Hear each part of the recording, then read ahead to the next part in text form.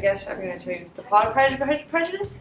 But it starts off in the Bennet house. The Bennet house is really chaotic, and all of the sisters are needing to marry under the rule of Mrs. Bennet, their mother.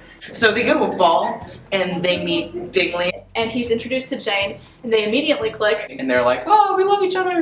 Lizzie also meets Mr. Darcy, who's very proud and standoffish and doesn't like anybody, least of all her. They don't click.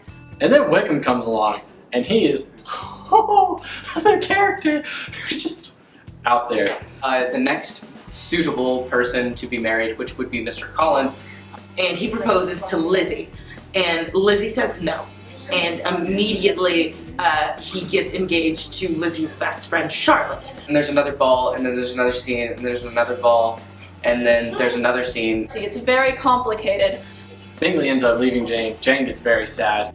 Lizzie goes to visit Charlotte and Collins, where she runs into Mr. Darcy, who happens to be the nephew of Mr. Collins' benefactor, Lady Catherine, who wants her daughter to marry Darcy. there's a lot of uncanny characters in there. But We jump to the end.